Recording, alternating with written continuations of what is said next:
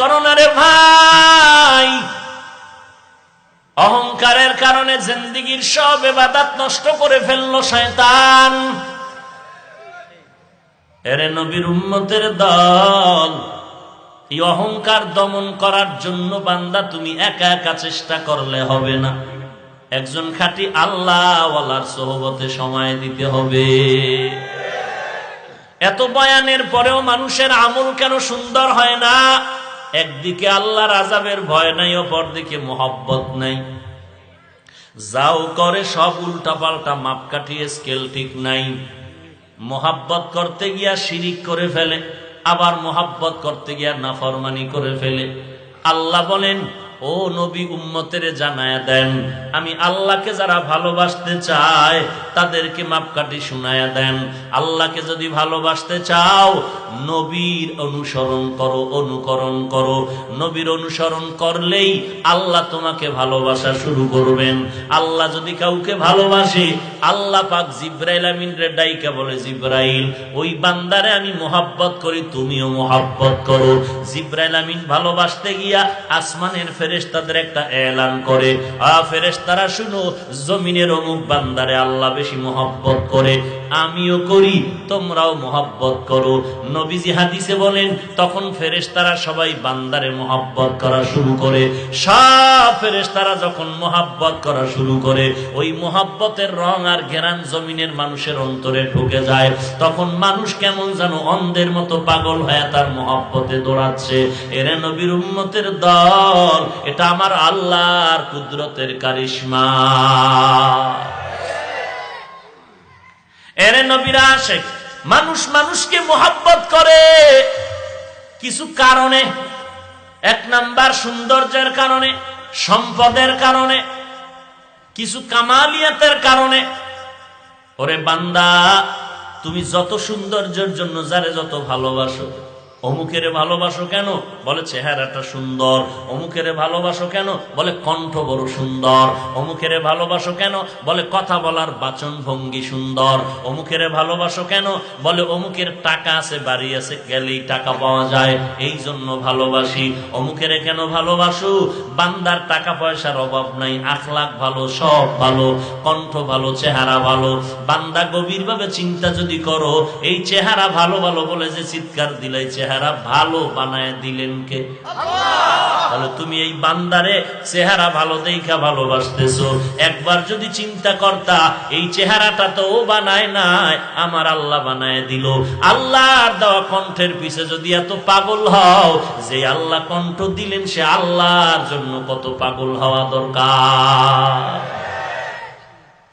সে আল্লাহর জন্য কত ভালোবাসা দরকার। আল্লাহরে যদি ভালোবাসতে চাও, নবীজির অনুসরণ করো। নবীজির অনুসরণ কেমনে করবা? নবীর মোহাব্বতে নবী যা চায় তা করো, নবী যা চায় না তা করিও না। নবী কি চায়? বলে খানার আগে পরে বিড়ি টানো। নবী কি চায়? দাড়ি কাটো। নবী বলেন, আমি কি চাই জানো? ক্বালান নবী সাল্লাল্লাহু আলাইহি ওয়া আলিহি ওয়াসাল্লাম, কুল্লু উম্মতি ইয়াদখুলুনাল জান্নাতা ইল্লা মান আবা। সব উম্মতেরা জান্নাতে যাবি, আমারে যারা মানবি না তারা ব্যতীত। কিলা মান আবা, ও নবী আপনারে কারা মানে না? ক্বালা মান আতাআনি দাখালাল জান্নাহ ওয়া মান আসানি ফাকাদ আবা। নবী বলেন, আমার সুন্নাত যারা মানে, আমার আনুগত্য করে, তারা জান্নাতে যাবে। যারা আমার সুন্নতের আমল করে না, তারা আমাকে মোহাব্বত করে না, মানে না, জান্নাত যাবে না। অন্য হাদিসে নবী বলেন, মান আহাব্বা সুন্নতি ফাকাদ আহাব্বানি। যারা আমার সুন্নতের ভালোবাসবে তারা আমাকেই ভালোবাসলো। যারা আমাকে ভালোবাসলো তারা আল্লাহকে ভালোবাসলো। যারা আল্লাহকে ভালোবাসলো তারা বিনা হিসাবে জান্নাতে যাবে। যারা আমার সুন্নত ভালোবাসে না, তারা আমি নবীরে ভালোবাসে না। যারা আমি নবীরে ভালোবাসে না, তারা আল্লাহকে ভালোবাসে না। যারা আল্লাহকে ভালোবাসে না, তারা হবে শ্রেষ্ঠ সুন্নি। হ্যাঁ, এরে নবীর উম্মতের দল, আমি বারবার বলি, নবীর রেখে যাওয়া সুন্নতের আমল দুনিয়ার কোন বেঈমান হিন্দু খ্রিস্টান ইহুদিরা করবে না, নবীর সুন্নতের আমল করবে, নবীর আশেকেরা করবে। নবীর সুন্নতের আমল কই গেল রে ভাই? আমার নবীর রেখে যাওয়া আমানত সুন্নত কোথায় তোমার গেল? নবীর সুন্নত কি ভালো লাগে না? তো নবীর উম্মত দাবি করো, লজ্জা কেন নাই? নবীর সুন্নত যদি ভালো না লাগে সুন্নি দাবি করো, লজ্জা কেন নাই? নবীর সুন্নত যদি ভালো না লাগে নবীর উম্মত দাবি করো, লজ্জা কেন নাই? এরে নবীর উম্মত, তোমার ব্যাপারেও নবী বলছেন, লা ঈমানা লিমান লা হায়া আলা, যার লজ্জা নাই তার ঈমান নাই। এরে যুবক আল্লাহর গোলাম, নবীর সুন্নতের আমল করো। এই জমিনে কে কত কুতুবুল আলম, কে কত বড় বুজুর্গ, তার এক নাম্বার দলিল নবীর সুন্নত। যে যত পরিমাণ আমল করবে সে তত বড় বুজুর্গ। বুঝেন নাই? কি বুঝছেন? নখ রাখবা 1.5 মিটার লম্বা। নবীর সুন্নত যে যত বেশি মানবে সে নবীর তত আশেক, তত বড় বুজুর্গ। কথা ঠিক না? আঙ্গুলের নখ কেমনে কাটবা, রাখবা, কাটবা, ওখানে নবীর সুন্নত। চুলগুলো কেমনে কাটবা, কেমনে রাখবা, নবীর সুন্নত। বান্দা পানি পান করতে যাও, সেখানেও নবীর সুন্নত। আঙ্গুলের নখগুলো বড় রাখা যাবে না, আবার একেবারে রক্ত বের করা যাবে না। সুন্নত অনুযায়ী কাটো আর রাখো, সুন্নত। এরে নবীর উম্মত, চুলগুলো যদি রাখতে চাও, কাটতে চাও, চতুর্দিক থেকে সমানভাবে পিছনটা একেবারে ন্যাড়া করে ফেলবা, সামনে দিয়া বড় রাখবে। এটা নবীর তরিকা না ক্রিকেটারের তরিকা? এরে নবীর উম্মতের দল, পানি পান করতে যাও, ডান হাতে পানি পান করো, 3 শেষে পানি পান করো, সুন্নত। বসে বসে পান করো, সুন্নত। পোশাকটা পরবা, ডান হাতটা আগে ঢুকাও, সুন্নত। এরে বান্দা কোথাও যাইবা, জুতা পরতে ডান পাও জুতা আগে ঢুকাও, সুন্নত। রওয়ানা দিয়া প্রথম ডান পাও দিয়া বিসমিল্লাহ বলে বের হও, সুন্নত। এরে বান্দা খানা খাইতে বসবা, সুন্দর করে হাতের 2টা কবজা পর্যন্ত ধুয়ে দাও, সুন্নত। এরপরে তুমি খানার মধ্যে বসো, আসন ছাড়া অন্য তরিকায় খানা খাও, সুন্নত। এরপরে দস্তারখান বিছায় খানা খাও, সুন্নত। খানা পড়ে গেলে উঠায় খাও, সুন্নত। এরে নবীর উম্মত, খানার শুরুতে দোয়া পড়ো, সুন্নত। মাঝে মাঝে দোয়া পড়তে থাকো, সুন্নত। খানার শেষে প্লেটটা চেটে খাও, সুন্নত। আঙ্গুলগুলো চেটে খাও, সুন্নত। খানা যেন পড়ে না যায়, পানির মধ্যে কাটা ফেলায়ও না, সুন্নতের খেলাফ। এরে নবীর উম্মতের দল, আবার হাত 2টা কবজা পর্যন্ত ধুইয়া নিবা খানার পরে, সুন্নত। প্লেটের চাটার পরে একটু হালকা পানি নিয়ে পানিটা পান করো, অজানা রোগের শেফা আল্লাহ দিয়া দিবে। এরে নবীর উম্মত, সমতল জমিনে খানা খাও, সুন্নত। চেয়ার টেবিলে খাইও না, সুন্নত নয়। রাস্তায় হাঁটতেছো, ডান পার্শ্বে হাঁটু, সুন্নত। নজরটারে নিচের দিকে রেখে হাঁটু, সুন্নত। ইস্তিগফার পরে পরে হাঁটু, সুন্নত। এরে নবীর আশিক, রাতের বেলা ঘুমায় যাবি, ওযু করে ঘুমাও, সুন্নাত। ডান কাতে ঘুমাও, সুন্নাত। এই হাতের তালুটা তোমার গালের লাগিস, রাতে লাগায়, মাথার সাথে লাগায় ঘুমাও, সুন্নাত। ওযুর সাথে ঘুমাও, সুন্নাত। দরুদ শরীফ পড়ে ঘুমাও, সুন্নাত। আল্লাহর কসম, আল্লাহর কসম, আল্লাহর কসম, ওযু করে যদি ডান কানে তুমি দরুদ শরীফ পড়ে পড়ে ঘুমাইতে পারো, লাগাতার আমলটা চালু করে দাও, আল্লাহর কসম ঘুমের ঘরে রাসূলের সাথে মোলাকাত হয়ে যাবে। হিন্দি গানের তার লাগায় ঘুমাও কানে, হাসো, তোর লজ্জা করে না রে বেহায়া? তুই যে হাসো, তোর লজ্জা নাই?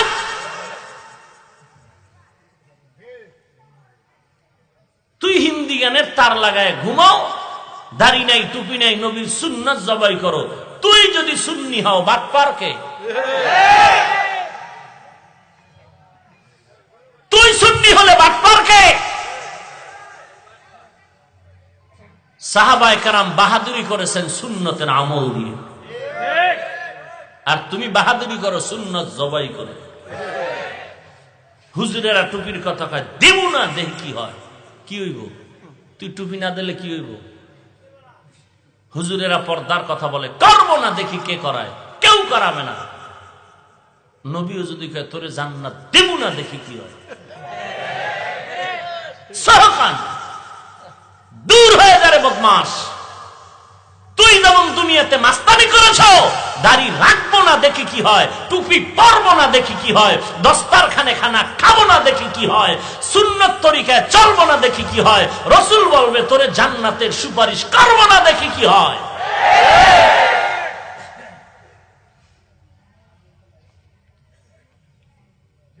এরে নবীর আশিক, নবীর সুন্নতের হেফাজত করো। নবীর একজন আশিক ইমাম মালিক 70 বছর মদিনায় জিন্দেগি কাটাইলেন, কোনদিন পায়ে জুতা পরে না। কেন? জুতা পাইরা হাঁটবো কই? যেখানে পাও দিব রসুলের কদম মোবারক কোথায় লেগেছে?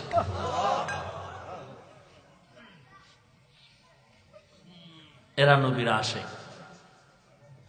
মক্কায় যায় না, একবার হজ করছে আর যায় না ভয়। মক্কায় গেলে যদি ফিরে আসতে না পারি আমার তামান্না পূরণ হবে না। কি তামান্না? আমি নবীর আশিক, আমার জীবনের শেষ নিঃশ্বাসটা এখানে ত্যাগ হবে, আমার নবীর জমিনেই আমার দাফন হবে। মক্কায় গেলে যদি ফিরে আসতে না পারি ভয় লাগে, মক্কায় ভয়ে যায় না, মনে চায় যায় না, নবীর মুহাব্বত।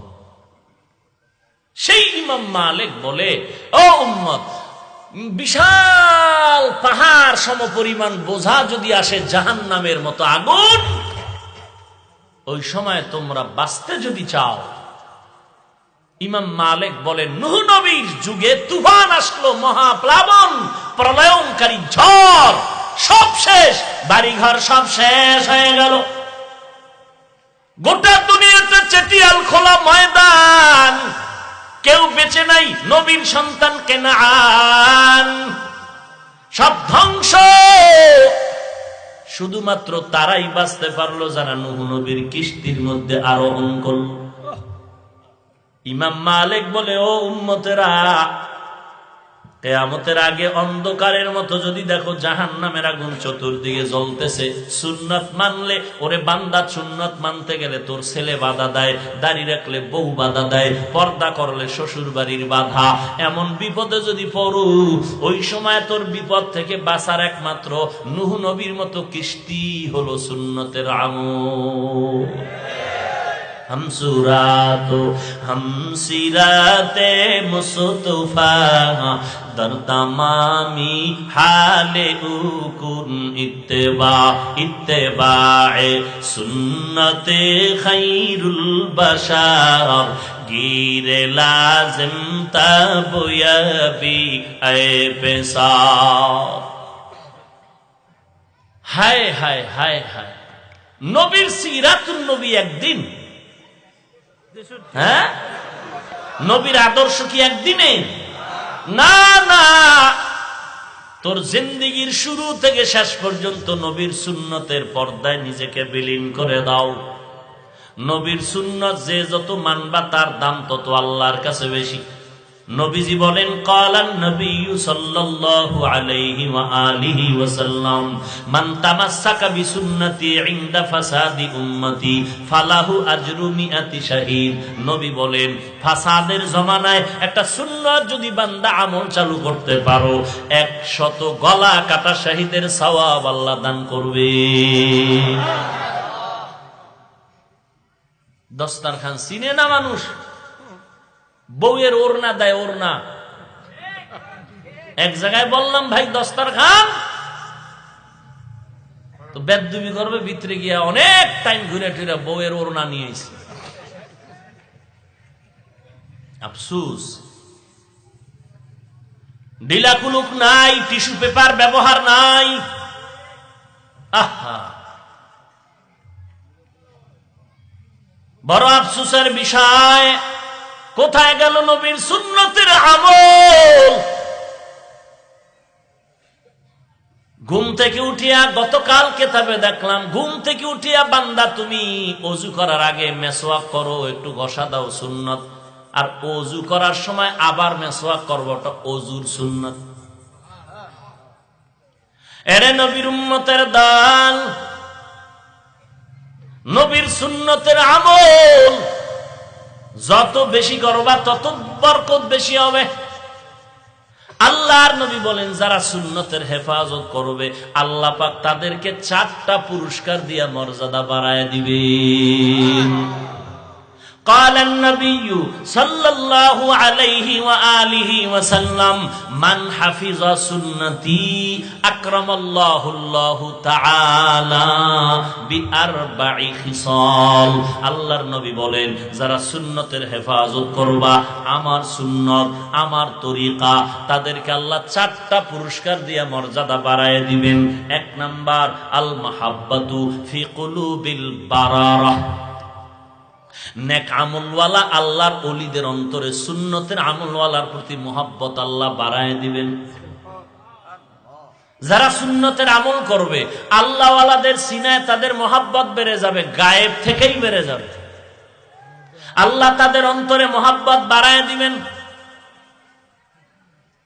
এরে নবীর উম্মতের দল, হাজী এমদাদুল্লাহ মুহাজিরে মক্কি রহমাতুল্লাহ আলাইহি কিতাব পড়তেছেন, হঠাৎ করে চিন্তায় পড়ে গেলেন আল কালিমাতু লফজুন উজিয়ালি মা'নান মুফরাদান মুফরাদুন মুফরাদিন, এডি পড়লে কি হবে?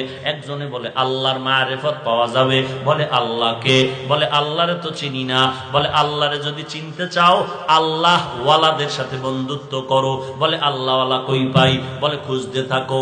হাজী এমদাদ এবার আল্লাহর তালাশ করে আর মোনাজাত করে, আল্লাহ তোমারে পাইতে চাই, একজন তোমার ওলির সন্ধান দাও। ঘুমের মধ্যে আল্লাহ পাক সন্ধান দিলেন। ওই ভারতের জানজানাব জায়গার মধ্যে নূর মুহাম্মদ নামের একজন আল্লাহর ওলি আছে, তার সাথে মোলাকাত করো। ওই আল্লাহর ওলি হাজী এমদাদ জানজানাব চলে গেলেন, গিয়ে দেখে জংলার কিনারায় একটা ভাঙা ঘরের মধ্যে নূর মুহাম্মদ জানজানাবি ছোট ছোট বাচ্চাদের আলিফ বা তা পড়ায়। আল্লাহর ওলি হাজী এমদাদের দেখা মাত্র বললেন, এমদাদ এত দেরিতে কেন আসছো? আগে কেন আসো নাই? আমি গায়েব না, তোমার জন্য আমি পাগল, তোমাকে দেখতে চাই।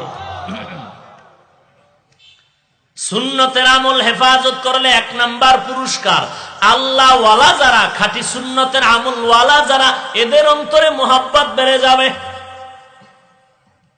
এরে নবীর উম্মতের দল, যে যত দিক থেকেই যত কথা বলবে, কিন্তু খাঁটি ইলমওয়ালা অন্তর চক্ষুওয়ালা যারা সুন্নতের আমল করবে, এদের অন্তরের মধ্যে সুন্নতের আমলওয়ালার প্রতি মোহাব্বত বেড়ে যাবে, দোয়া বেড়ে যাবে। 1 নাম্বার পুরস্কার।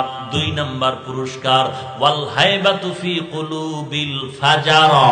2 নাম্বার পুরস্কার হলো সুন্নতের আমলওয়ালার উপরে ফাসেক ফুজ্জার বেঈমান সন্ত্রাসীর অন্তরে ভয় ঢুকায় দিবেন আল্লাহ। সন্ত্রাসী বলবে কোন দরবেশ টরবেশ হবে না, ওরে মারতে হবে। মারতে আসলো, আসার পরে কি হবে তার হালাত? নবী বলেন সুন্নতের আমল যদি ঠিক মতো করো, ওই সন্ত্রাসীর অন্তরে মোহাব্বত আসবে, অস্ত্র নিয়ে আসবে, সামনে এসে চেহারা দিয়ে তাকায় বলবে, হুজুর মাফ করবেন, দোয়ার জন্য আসছি। ঘটনা আছে লম্বা লম্বা, বলার সময় নাই। সুন্নতের আমল যত করবারে বাবা, আল্লাহ পাক রব্বুল আলামিন সুন্নতের বরকতে ওই বেঈমান নাফরমানের অন্তরে ভয় ঢুকায় দিবেন। এরে নবীর উম্মতের দল, ভারতের সন্তান, দেওবন্দের কৃতি সন্তান কাসেম নানতবী রাহমাতুল্লাহি আলাইহিকে পুলিশ আসছে গ্রেফতার করার জন্য। কাসেম নানতবীকে জিজ্ঞাসা করে পুলিশে, কাসিম কাহা হ্যায়? কাসেম নানতবী যেখানে দাঁড়ানো ছিলেন ওখান থেকে একটু 2-4 কদম পাশে গিয়া বলে, থোড়ে দের পহলে ইহাं থা আভি ইধার চল গিয়া। একটু আগে এখানে ছিল, এদিকে গেল। পুলিশ কই গেল? দৌড় দে। কাসেম জাগাত দাঁড়ানো, পুলিশ দৌড়ায়। সুন্নতের আমলের বরকত, সুন্নতের আমলের বরকত। এরে নবীর উম্মতের দল, 2 নাম্বার ফাসেক বেঈমানের অন্তরে ভয় ঢুকে যাবে। সাজায় নিয়ে আইছে, অমুক বুজুর্গরে মারতে হবে, সে এই অন্যায় করছে। একেবারে টাকা খাইয়া আসছে রেডি হইয়া, আসার পরে চেহারা দেখে থাইমে গেছে। কি ভাই থামলা কেন? টাকা কি কম দিছি নাকি? বলবে কথা আছে তোমার সাথে, এখন কাজ হবে না, 2 দিন পর। কবে তুমি যে এই লোকটার পিছনে লাগাইছো, এই লোকটার ব্যাপারে তো আমার ভয় লাগতেছে, সে তো এই অপরাধ করেনি। হাজারো নজির এই জমিনে আছে। 5 লাখ টাকা খাইছে, বলছে তারে মারতে হবে। মোবাইলে দাওয়াত দিল, বক্তা সাহেব আপনার বয়ান খুব মজা করে শুনি, আসেন আপনি আমাদের উত্তরবঙ্গে আসেন। বক্তা সাহেব সরল মন, অনেক আগের কথা, মোবাইলে দাওয়াত নিয়ে চলে গেল। এক ঝাঁক যুবক বক্তা সাহেবকে রিসিভ করলো, হুন্ডার বহর দিয়ে তারা এক জঙ্গলে নিয়ে গেল। এরপরে যার যার জায়গায় চলে গেল। মাগরিবের সময় বক্তা সাহেব বলে, হাফিজ ভাই মাগরিবের নামাজ পড়তে একটা ঘরের মধ্যে আমারে রাখলো, ছোট একটা ঘর, আমি মাগরিবের নামাজ পড়ব। নামাজে যখন দাঁড়াইলাম দেখি চতুর্পার্শ্বে অস্ত্রধারী সন্ত্রাসীরা দাঁড়িয়ে আছে। আমি নামাজ পড়ে ফরজ পড়ে সালাম ফিরাইলাম। এরপরে তাদের দিকে তাকাইলাম, বলে জীবনের শেষ নামাজ পড়ো, আজকে তোমার রক্ষা নাই। এইবার আমি সুন্নাত পড়লাম, শেষ পর্যন্ত বলল তুমি আর কি বলবা, মোবাইলটা নিয়ে গেল। নেওয়ার পরে আমাকে মেরেই ফেলবে। আমি বললাম, ভাই আমার 2 রাকাত নামাজ বাকি আছে, সুযোগ দাও। আমি নিশ্চিত হয়ে গেলাম আমার জিন্দেগীর শেষ নামাজ এইটা। আমি সেজদায় গিয়ে এমন এক কান্না দিলাম, আমার জিন্দেগীর শেষ নামাজ মনে করে। এর মধ্যে কানের মধ্যে আওয়াজ, তাদের ভিতরে ভিতরে একটু পরস্পর বিরোধী হয়ে গেল। সালাম ফিরানোর পর ডাক দিয়ে কয়, মোল্লা ভাই আমরা 5 লাখ টাকায় তোমাকে মারার জন্য আসছি, তুমি যদি আমাকে 5 লাখ টাকা দিয়ে দিতে পারো এখনই ছেড়ে দিব। বলে আমি টাকা পাবো কই? এভাবে করতে করতে করতে করতে একজনে বলে, না এত বেদবি করিস না, হুজুর আপনি কত পারবেন? আমি বললাম কিছুই পারবো না। বলে না না দিলে হবে না, শেষ পর্যন্ত 2 লক্ষ টাকা দেওয়া লাগবে, মোবাইল দাও। মোবাইল দিয়া আমার পরিচিত লোকদেরকে টাইম দিলাম, এত টাইমের মধ্যে টাকা পৌঁছাও, অমুক জায়গায় টাকা দিয়া তারপরে ছুটে গেলাম। অন্য কিছু না, সুন্নতের বরকত। এরে নবীর উম্মতের দাল, সুন্নতের হেফাজত করবা, 4টা পুরস্কার দিয়ে আল্লাহ মর্যাদা বাড়ায় দিবেন। 3 নাম্বার, ওয়াসআতু ফির রিজক, আল্লাহ পাক রব্বুল আলামিন রিজিকের মধ্যে বরকত বাড়ায় দিবেন। রিজিকের মধ্যে বরকত বেড়ে যাবে। এই সুন্নতের আমল যেই পরিমাণ যার মধ্যে তত আছে, ওই বান্দা তত আরামে আছে, শান্তিতে আছে, সম্মানে আছে। অল্প টাকায় আরামে খায় আর ঘুমায়, কোনো পেরেশানি নাই। আর তুমি ডান হাতে 50 টেবিলের নিচে সরকারের টাকা চুরি করো, বাম হাতে আবার 50, এরপরও বউয়ের লগে মিল নাই, ছেলে মেয়ের সাথে ঝগড়া, মাথা গরম, 24টা ঘন্টা আরামের ঘুম নাই। এরপরে বউয়ের সাথে ব্যবহার ভালো না, মায়ের সাথে ভালো ব্যবহার নাই। শেষ পর্যন্ত বউ মেয়েকে অতিষ্ঠ করিয়া বের হয়ে যায়, সামনে যারে তারে পায়, যা তা ব্যবহার করে। এক সময় বেদবির চূড়ান্ত সীমায় গিয়া আলেম ওলামারে গালি দেয়।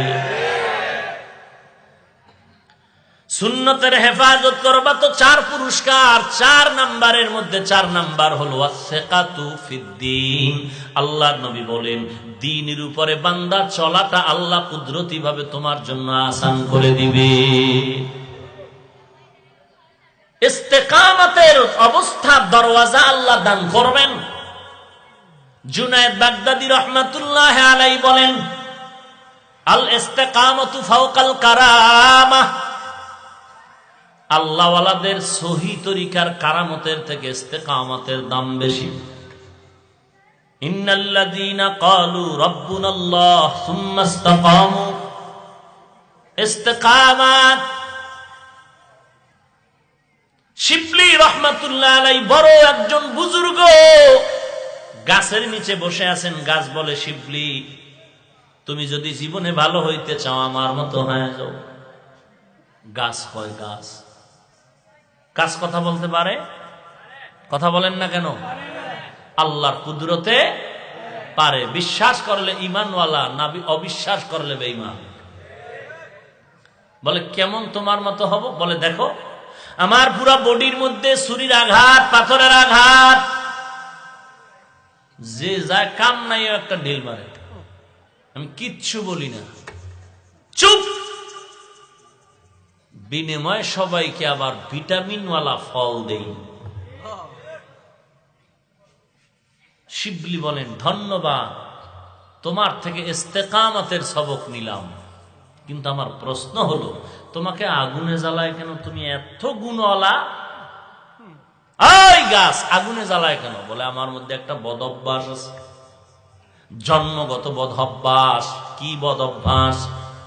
বলে আমি জন্মসূত্রে কিবিরের মাথা নিয়ে উঁচু করি, নত হতে চাই না।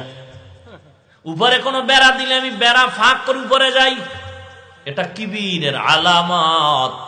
এই কিবির ধ্বংস করার জন্য ঔষধ হলো আগুন। শিবলি বলেন, ইস্তেকামতের সবক নিলাম, আর কিবির করা যাবে না, অহংকারী হওয়া যাবে না, সেই সবকও তোমার থেকে নিয়ে নিলাম। এরে নবীর উম্মতের দল, আল্লাহকে যদি ভালোবাসতে চাও নবীর অনুসরণ করো। নবীর অনুসরণ কেমনে হবে? সুন্নতের আমলের মাধ্যমে করো। এরে নবীর উম্মত, সুন্নতের আমল কেমনে করবা?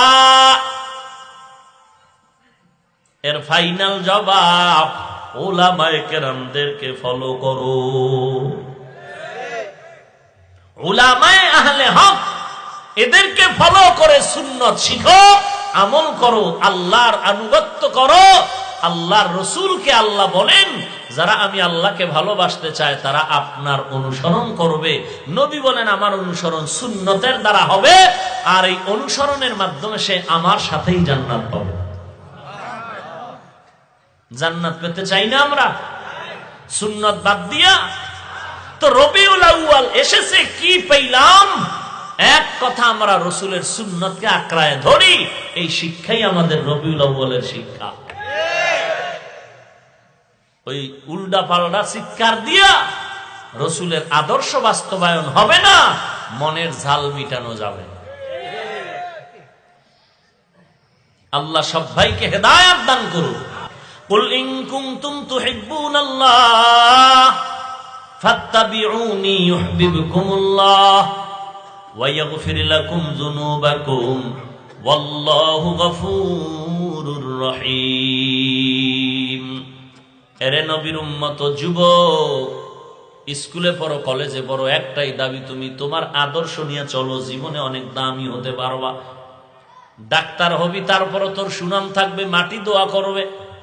ইঞ্জিনিয়ার যদি হও, আদর্শ নিয়ে চলিস সুনামের সাথে, জমিন তোর জন্য দোয়া করবে। আর ওই আদর্শ যদি নিয়ে তুই চলতে চাও, তাহলে এখন থেকে ওয়াদা কর, জীবনে মোবাইলকে আপন বানাবি না, আর দুশ্চরিত্র বখাটে যুবকের বন্ধু বানাবি না। ওরা তোর জীবন যৌবন সব ধ্বংস করে দিবে। জীবনে মোবাইলকে আপন বানাবি না, আর বখাটে অসভ্য দুশ্চরিত্র যুবকরে বন্ধু বানাবি না। আর যাদের থেকে তুই মুরব্বী যারা আছে, এদের থেকে দোয়া নিবি। শিক্ষক, সাদা দাড়িওয়ালা, যেখানে যারে পাও দোয়া নিবি। কারণ কোন দাড়িওয়ালার দোয়া কবুল হয়ে যাবে বলা যায় না। বেয়াদবি করবি না, সাবধান। একটা অক্ষর যদি কেউ শিক্ষা দেয়, দোয়া নাও। কখনো আন্দোলন করিস না, সবাই করলে তুই করিস না। যদি দেখো থাকতে পারবি না, আর এক কলেজে গিয়ে ভর্তি হয়, এই কলেজে থাকিস না। তারপরও চাই তোর যেন কারো বরদোয়া লেগে তুই ধ্বংস হয় না যাও। তওবা করে চল, আর আল্লাহর কাছে বল, আল্লাহ আজকে থেকে আর কোনো অন্যায় করব না, বেয়াদবি করব না। মা বাবার দোয়া নাও, আল্লাহওয়ালার দোয়া নাও, আলেম ওলামাদের দোয়া নাও, ইমাম সাহেবদের দোয়া নাও। কারো বিরোধিতা করবা না, কারো বিরুদ্ধে ফেসবুক মোবাইলে কিছু লেখবা না, মোবাইলের আপন বানাবা না। বখাটে আমল নাই, দুশ্চরিত্র, বিড়ি টানে, ট্যাবলেট খায়, ওর চরিত্র ভালো না, ওর সাথে কখনো বন্ধুত্ব করে জীবনটারে নষ্ট করবি না। তাহলে যদি ডাক্তার হও, ইঞ্জিনিয়ার হও, ডক্টর হও, এই মাটি তুই মরে গেল তোর জন্য দোয়া করবে। আল্লাহর কাছে তওবা করো রে ভাই। আর সুন্নতের আমল, চুলগুলো নবীর তরিকায় রাখো, নখগুলো নবীর তরিকায় কাটো বা রাখো। পোশাকটা না পারলেও চেষ্টা করো, অন্তত চেষ্টা করতে থাকো, আল্লাহ এক সময় রাস্তা খুলে দিবেন। জবানকে হেফাজত করো এবং মা আল্লাহর খাস বান্দা যারা আল্লাহ ওয়ালা তাদের থেকে দোয়া নিয়ে চলো। খবরদার সুন্নতের উল্টা কিছু করবা না, বিরোধিতাও করবা না। কেউ যদি বলে ভাই সুন্নত মানো না কেন, বলবেন যে হ্যাঁ মানা দরকার, পারি না ভাই, দোয়া করবেন। মাস্তানি করে বলিস না মানবো না, খবরদার কপাল পুড়ে যাবে। নবীর সুন্নতের আপন বানায় নাও। নবীর সুন্নতের আমল দিয়া বান্দা দুনিয়াতেও বাদশা, পরকালেও বাদশা। এরে নবীর উম্মতের দল, এই রবিউল আউয়াল আমাদেরকে এটাই শিক্ষা দিয়ে গেল। নবী আদর্শ নিয়ে আসছেন, ওই সিরাতুল নবীর আপন করে নাও। নবীর জন্ম থেকে মৃত্যু ইন্তেকাল পর্যন্ত পুরাটা সিরাতুল নবী, নবীর আদর্শ গ্রহণ করো।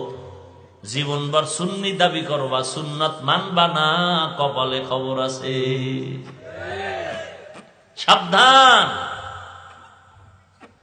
এরে নবীর আশিক, তোমার মতো যুবক চাকরি করে, ব্যবসা করে, লেখাপড়া করে, নবীর সুন্নতের আমলওয়ালা নাই। তুমি কেন পারবা না? টুপি মাথায় দিয়ে আমরা 24 ঘন্টা, আমার মাথা গরম হয় না, তোমারটা হয়।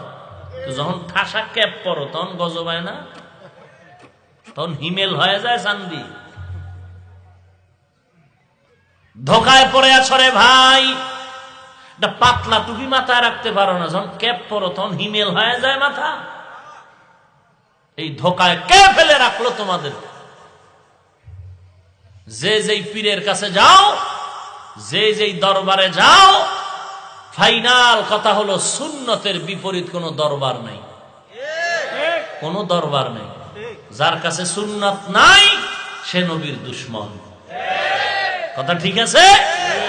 কপাল খারাপ যে এই জমিনে যারা সুন্নতের আমল করে এরা আল্লামা তো লেখবে দূরের কথা, মাওলানাও লেখে না, মোহাব্বতে বিনয়ী হওয়ার কারণে।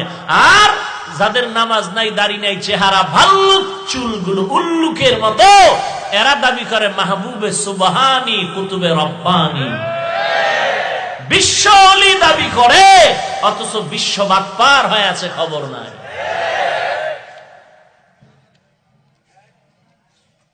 আল্লাহ হেদায়াত দান করুন, আরো জোরে বলেন।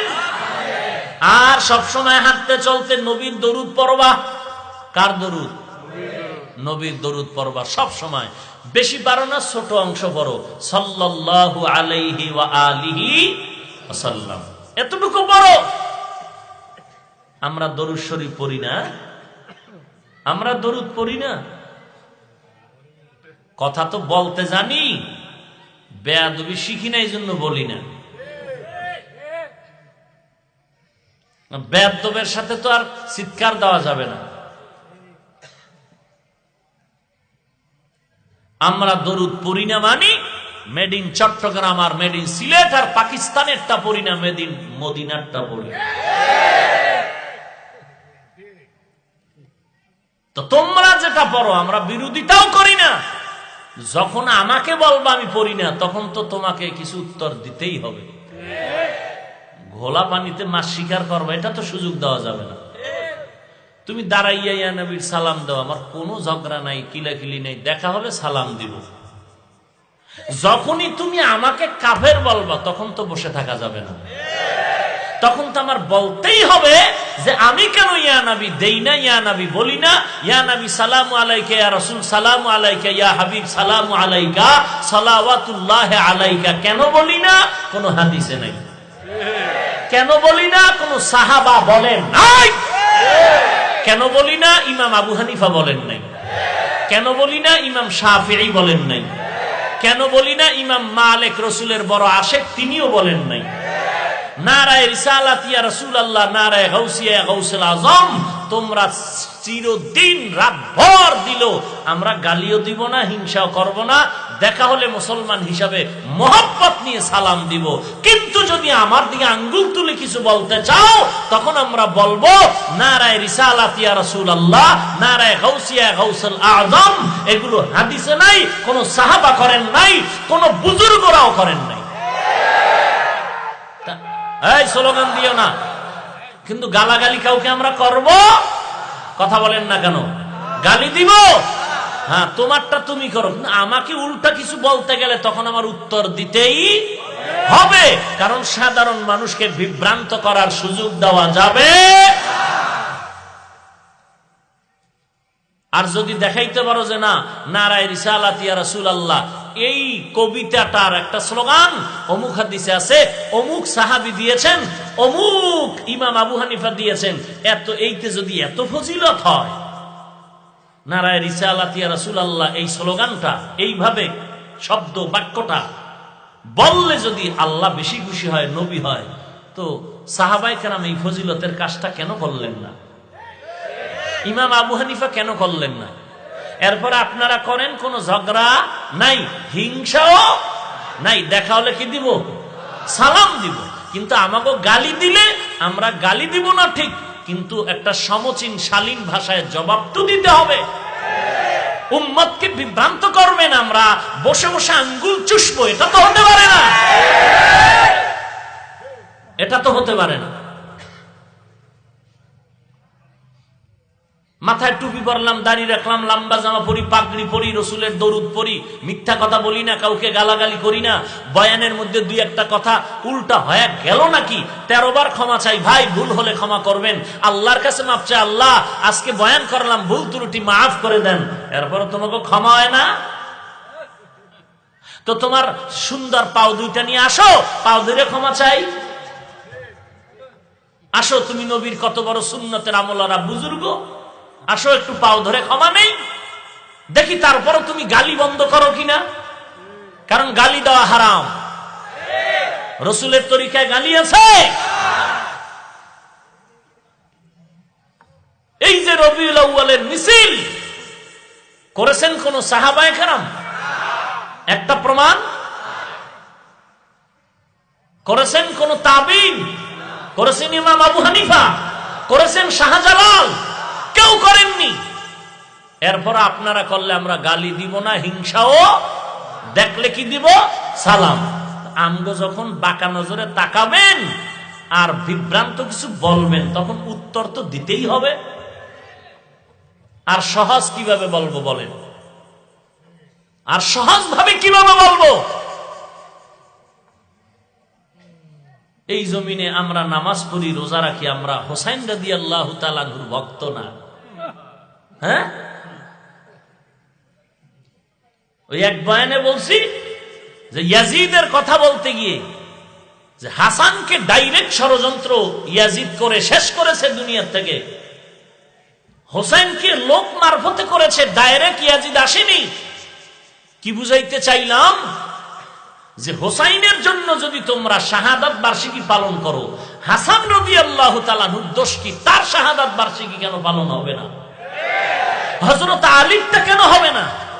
ওসমান রাদিয়াল্লাহু তাআলা আনহুর শাহাদাত বার্ষিকী পালন কেন হবে না?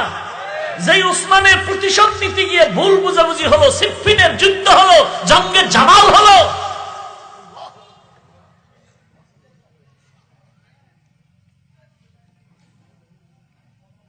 কি বুঝাইলাম? আমরা এজিদের পক্ষের না? যার যতটুকু দোষ ততটুকুই বলবো, বাড়াবো না, কমাবো না। কসম করে বলছি, আল্লাহর জাতের শপথ করে বলছি, এই জমিনের মধ্যে ইমাম হাসান, ইমাম হুসাইন রাদিয়াল্লাহু আনহুমা, শাহজালাল, শাহপরান, শাহ মাখদুম বরফের আব্দুল কাদের জিলানী সহ সমস্ত নবী এবং সমস্ত সাহাবায়ে কেরাম এবং আউলিয়ায়ে কেরামের সঠিক কোন ভক্ত যদি থাকে, আমরা টুপিওয়ালা দাড়িওয়ালা ছাড়া আর কেউ নাই। এগুলো সব ধান্দাবাজ।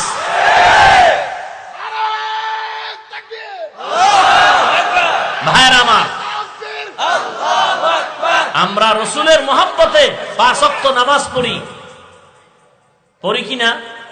কথা বলেন না কেন? নামাজ পড়িনি, দাড়ি রাখিনি, শাহজালাল, শাহপরান, ওয়াইস কুরুনি, এরপরে আরো যত আউলিয়া কেরাম, এগো কেউ দাড়ি ছিল না। তোমাকে দাড়ি নেই কেন? এরা নামাজ পড়ে নাই, তুমি পড়ো না কেন? ইমাম হাসান হোসাইন নামাজ পড়েন নাই? হ্যাঁ, কারবালায় যুদ্ধ চলে, এ সময় নামাজ বাদ দেন নাই। সাফার জোরে চিৎকার দিবার বলবো আমরা হোসেন ভক্ত, মুখে বলা লাগবে না তুমি হোসাইনের ভক্ত, রসুলের আদর্শ মতো চলো, আসমানে লেখা হয়ে যাবে তুমি কার ভক্ত। চাপা দিয়ে কিচ্ছু বলা লাগবে না। এই দ্বন্দ্ব করে কি লাভ হবে? তুমি আমাকে গালি দিবা, আমি গালি দিব, কি হবে কি এতে? তোমারে যতক্ষণ গালি দিয়ে সময় নষ্ট করব, এই টাইমে আমি দরুদ শরীফ পড়ে সওয়াব কামাই করব। তোমারে নিয়ে মাথা কামানোর সময় নেই। ভোর রাত্রে কান্না দিব, আসমান থেকে ফয়সালা হয়ে যাবে। আল্লাহ সবাইকে হেদায়েত দান করুন, আরো জোরে বলেন। তো যুবক ভাইরা, নবীর সুন্নাত মানবো কিনা? চুলগুলো ক্রিকেটারের সাইজে আর রাখবো? রাখলে কোনো ফায়দা আছে? আছে? ব্রেন বাড়বে, মাথা ঠান্ডা থাকবে? তাহলে নবীর তরিকায় রাখো ভাই। তুমি যদি নবীর সুন্নাত না মানো, হিন্দু মানবে? তো তুমি মুসলমান, তোমার বাবা হাজী সাহেব, তুমি নবীর সুন্নাত না মানলে কে মানবে? কে মানবে? তুমি দস্তারখান ব্যবহার না করলে কে করবে? সব দুনিয়ার বেঈমান এক হয়েছে রসুলের সুন্নাত থেকে মুসলমানকে আলাদা করে দিবে। আর তুমি তাদের সাথে তাল মিলাও কেন? তুমি কোরআনওয়ালা আলেম ওলামার সাথে তাল মিলাও। আমল করতে পারো না, অন্তত সমর্থন করো যে না, আলেমের কথা সঠিক আর কারোটা সঠিক নয়। অন্তত এতটুকু সাপোর্ট করো। এই সত্যর পক্ষে সাহায্য আর সাক্ষী দিল, হেদায়েতের পথ আল্লাহ ওপেন করে দিবেন। আল্লাহ সবাইকে কবুল করেন। আর মহাব্বতে বলেন আলহামদুলিল্লাহি রাব্বিল আলামিন, والصلاة والسلام على سيد الأنبياء والمرسلين وعلى آله وأصحابه أجمعين. يا أرحم الراحمين، يا أرحم الراحمين، يا أرحم الراحمين، رب ارحمهما كما ربياني صغيرا. اللهم إنك عفو تحب العفو فاعف عني. اللهم اجعلني في عيني صغيرا وفي أعين الناس كبيرا. رب ارحمهما كما ربياني صغيرا. اللهم إني أستودعك حياتي وإيماني وعملي وأهلي ومالي وعزتي فإنه لا يضيع ودائعك. আয় আল্লাহ, গভীর রাত আমরা গুনার বোঝা মাথায় নিয়ে হাত তুললাম। ও দয়ার মালিক, মেহেরবানি করে সবার জীবনের সব গুনাহগুলো মাফ করে দেন। আয় আল্লাহ, দুদিন মাহফিলের আজ প্রথম আপনি কবুল করে নেন। আগামীকাল হাটহাজারীর হযরত আসবে, আপনি কামিয়াবি দান করেন।